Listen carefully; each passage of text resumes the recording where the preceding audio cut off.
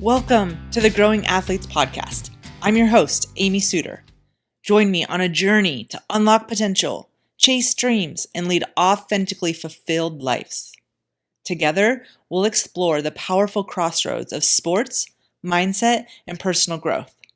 Prepare to become the next best version of you. I'm Amy Suter, and this is the Growing Athletes Podcast. Thank you all for joining me today. I'm excited to unpack the all too common topic of fear of failure. I was scrolling through social media. Yes, I know, scrolling. And as always, it was a beautiful highlight reel of people's lives. And I was thinking to myself, what if this was full of people failing out loud for everyone to see? And this was the norm. Where would we be in athletics in life?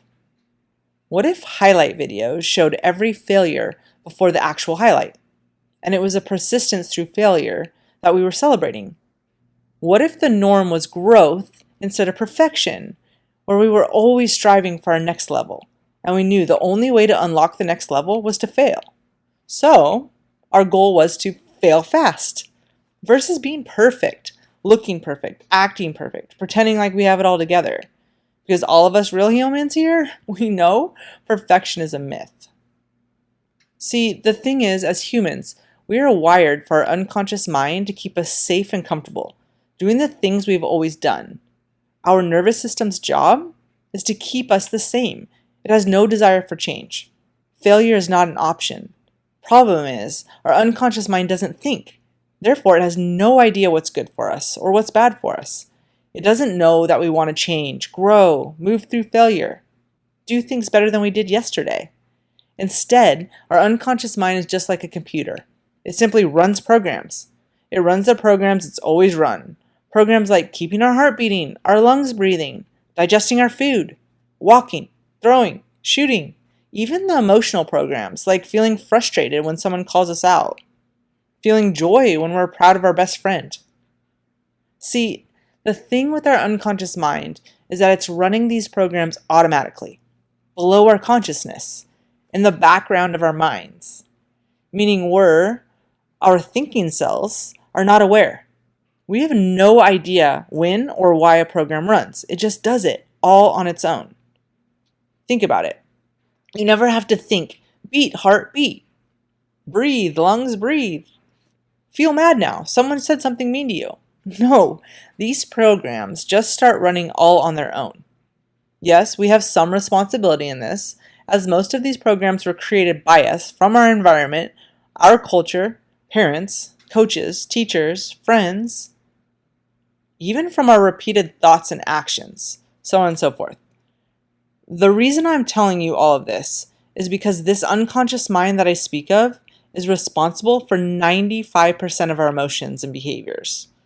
That means we're running programs on automation without our awareness 95% of the day. This is scary, y'all. Now, how does this all tie into perfection versus my secret desire for us all to fail fast? Well, let me share a story. I was coaching this very successful high school athlete who was an amazing human, a very hard worker. He was in the middle of trying out for the high school basketball team. Basketball wasn't his first love, right? This wasn't his first sport. He had spent most of his off-season time training for baseball, as this was a sport he played year-round. At his first basketball tryout, he told me he was nervous, scared. He felt unprepared to be back on the court. He told me he hadn't touched a ball since last middle school season. I asked him, "How did your first day of tryouts go? How did you perform?" He said, "It went okay, I guess. I was just trying to keep myself from looking bad. I stayed around the key when I was shooting, focused on rebounding because I knew I could do that okay.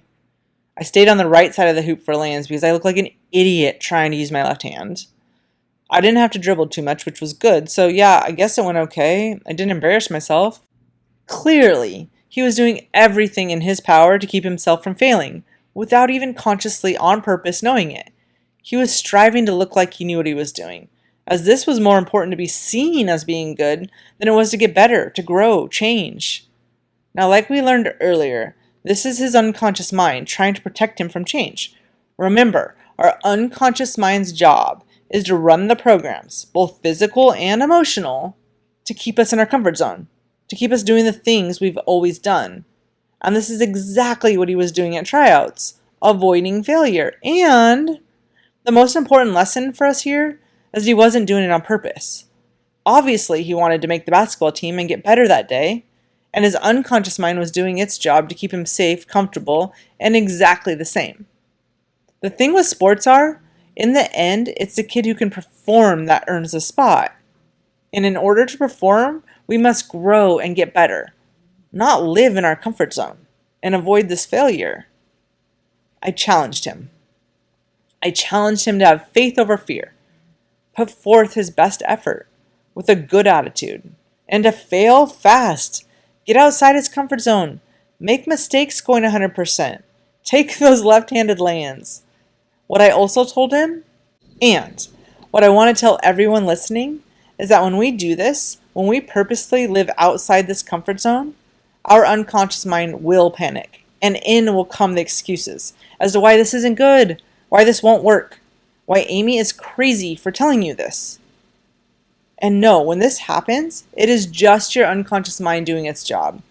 When you feel this resistance, hear these excuses coming into your head, you know you're growing.